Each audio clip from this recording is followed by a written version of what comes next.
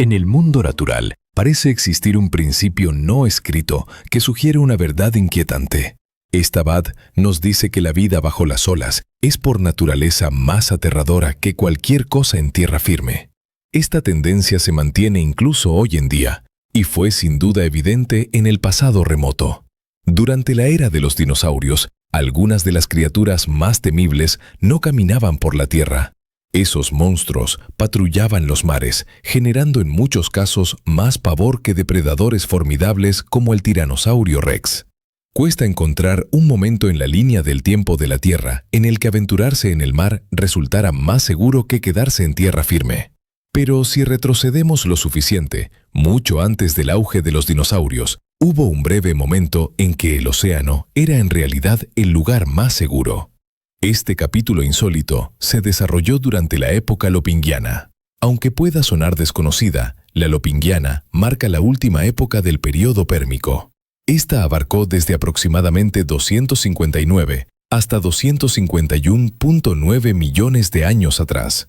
Precede directamente al Triásico y se conoce comúnmente como el Pérmico tardío. La Tierra, durante esta época, era radicalmente diferente de la que conocemos hoy. Incluso, el tiempo parecía alterado. La Luna orbitaba más cerca del planeta, lo que provocaba que los días duraran apenas 22 horas. La disposición del planeta también era irreconocible. Gran parte de las masas terrestres se habían fusionado en un inmenso supercontinente llamado Pangea. Esta colosal tierra unía lo que hoy conocemos como África y América del Sur, junto con la India y Australia. Al este, sin embargo, varias regiones lograron escapar del alcance de Pangea. Entre estas masas separadas destacaban territorios que hoy conforman Siberia y el norte de China.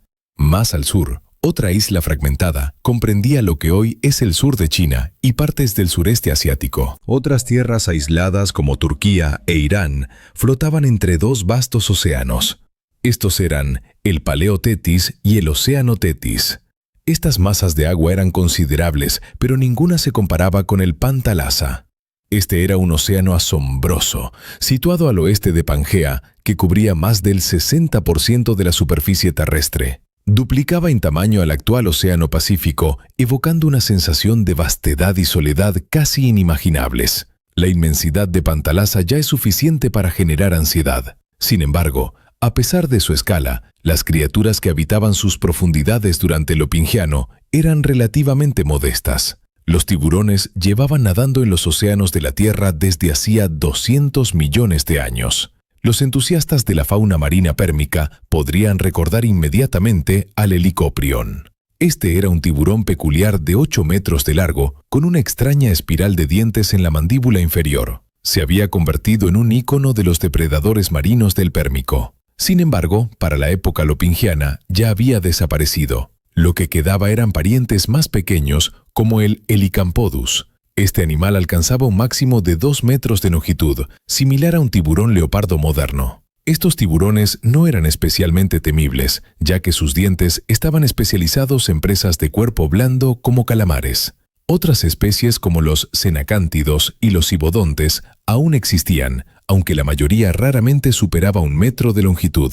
Los euriptéridos, conocidos como escorpiones marinos, eran otro grupo en decadencia.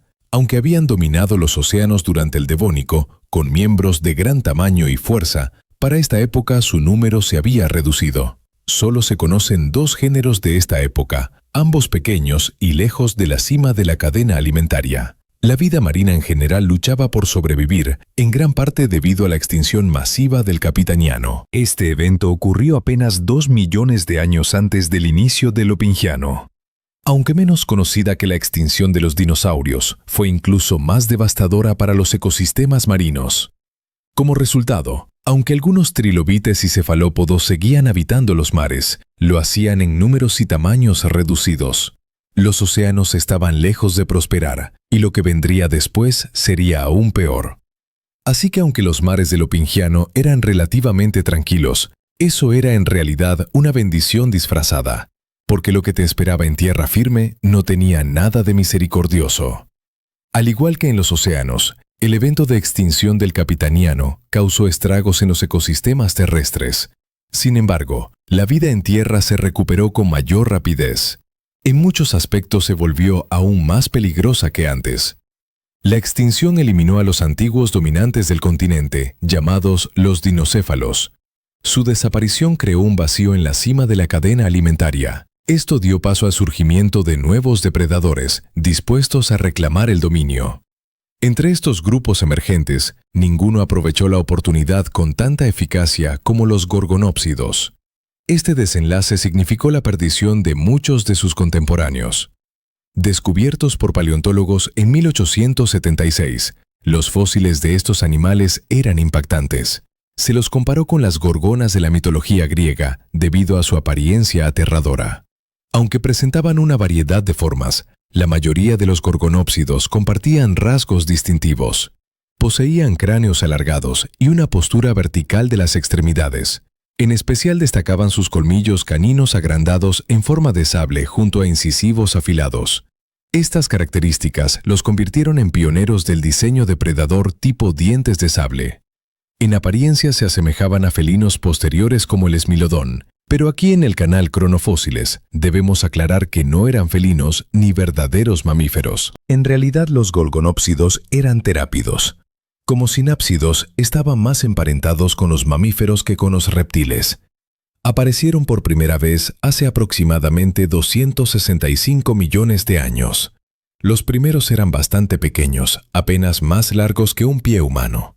Con el tiempo, las presiones evolutivas impulsaron un aumento considerable en su tamaño.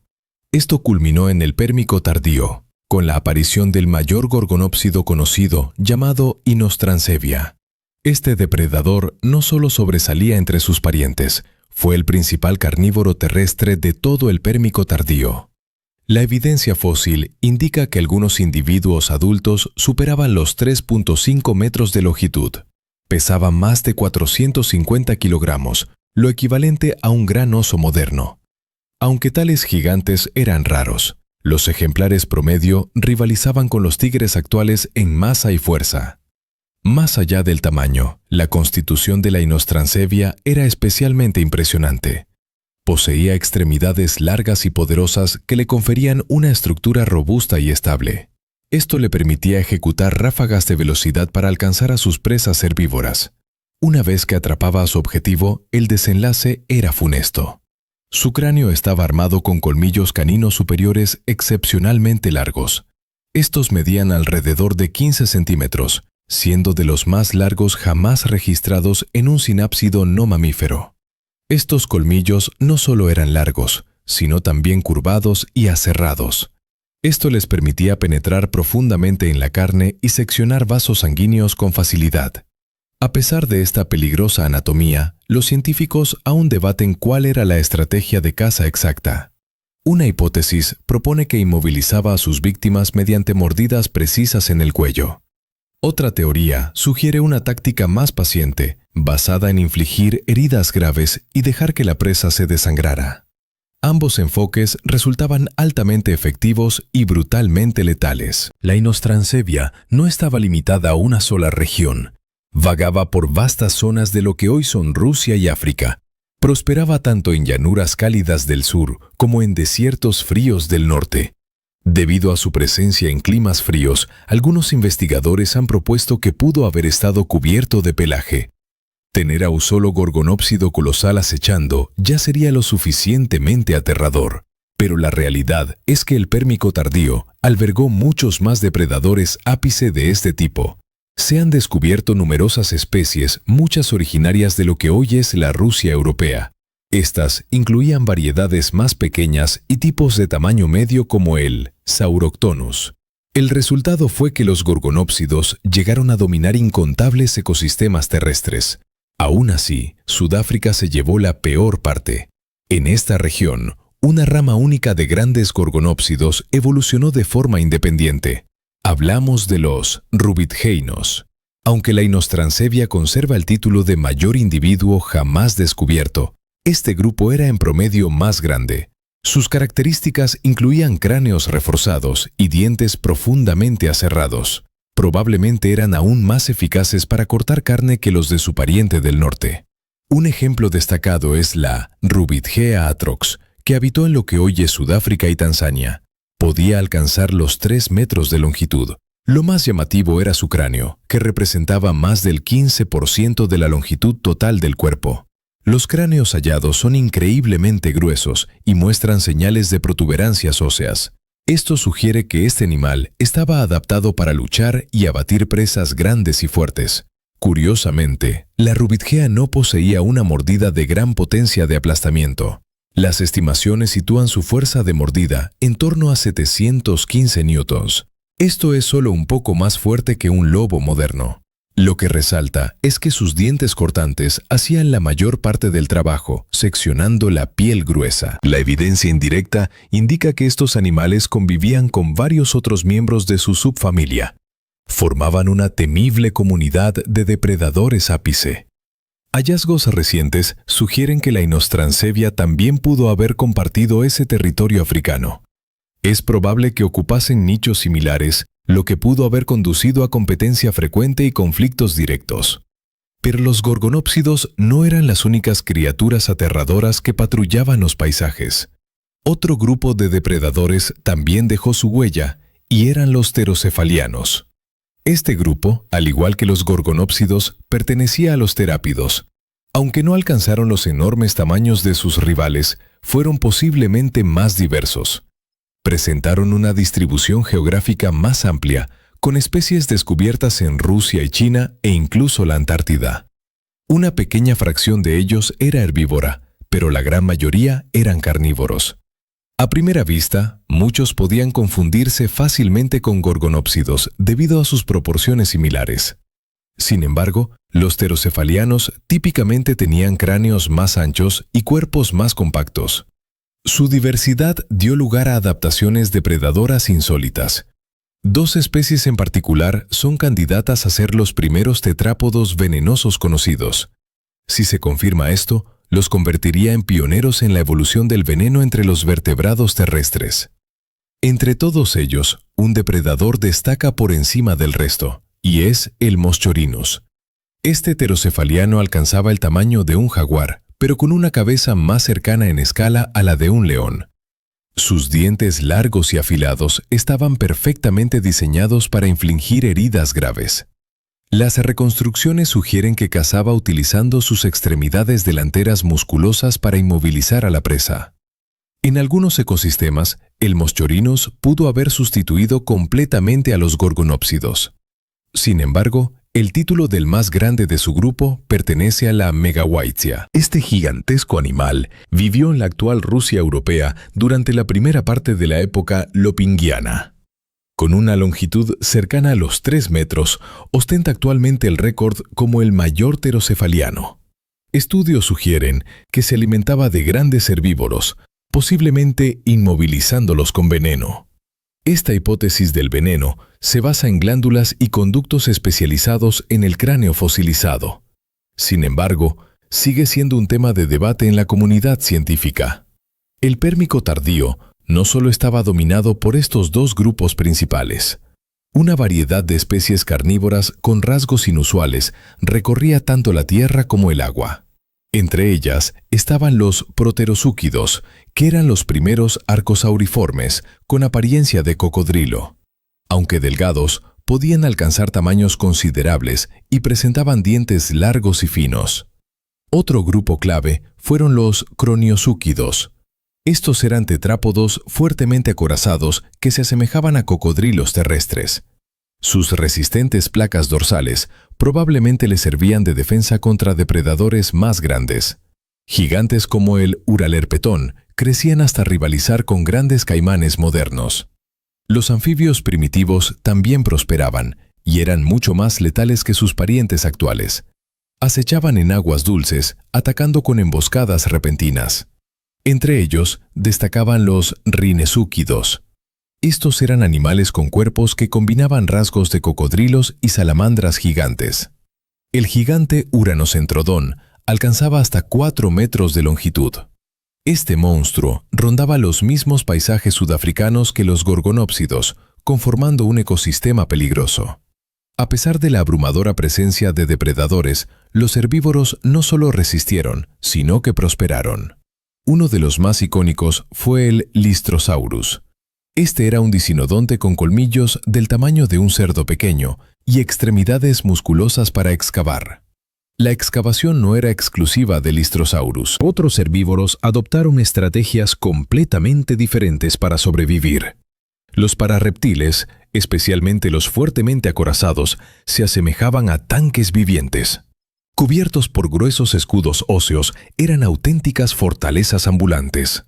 El más imponente fue el Scutosaurus. Este era un enorme parellasaurio que rivalizaba en tamaño con los principales depredadores. Poseía músculos reforzados y espinas craneales que ofrecían una defensa formidable. Mientras la Tierra estaba llena de depredadores letales, los hilos ofrecían un raro refugio. A diferencia de la era de los dinosaurios con sus enormes pterosaurios, los cielos del Pérmico permanecían tranquilos. La vida aérea estaba limitada principalmente a insectos gigantes. Los vertebrados voladores más grandes eran los weiheltisáuridos. Estos eran pequeños planeadores, no más grandes que murciélagos, e inofensivos para criaturas grandes. Pero aunque el cielo permanecía tranquilo, la tierra era brutal. Gran parte de Pangea estaba abrasada y seca. Las temperaturas alcanzaban alrededor de 35 grados Celsius, formando desiertos ecuatoriales implacables. Las montañas centrales de Pangea bloqueaban las lluvias y creaban vastas regiones de sequía. Si tales condiciones surgieran hoy en día, el impacto sería catastrófico. Sin embargo, para el Pérmico tardío, esto se consideraba un periodo relativamente estable. Pero las cosas estaban a punto de desencadenarse en un caos inimaginable. Hace aproximadamente 252 millones de años, la Tierra enfrentó su crisis más letal. Hablamos de la extinción del Pérmico tardío, también conocida como la Gran Mortandad. El causante fue la erupción de los Traps siberianos, un evento volcánico de escala apocalíptica. Flujos de lava de casi 1 kilómetro de espesor cubrieron un área tan extensa como Europa Occidental. Volúmenes colosales de dióxido de carbono inundaron la atmósfera, desatando un cambio climático fuera de control. Las temperaturas globales se dispararon a extremos abrasadores y el aire se volvió tóxico. La catástrofe no terminó ahí, pues la capa de ozono pudo haber sido severamente dañada. La biosfera colapsó bajo la presión. Aproximadamente el 83% de los géneros desapareció. En comparación, el asteroide que acabó con los dinosaurios provocó una destrucción mucho menor. La vida marina también sufrió profundamente. Los océanos, al sobrecalentarse y acidificarse, vieron colapsar ecosistemas enteros.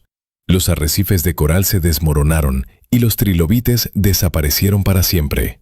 Esta fue la historia del momento más aterrador de la Tierra antes de que todo cambiara. Si te ha gustado este recorrido por la prehistoria, suscríbete al canal Cronofósiles. Nos vemos en la próxima excavación.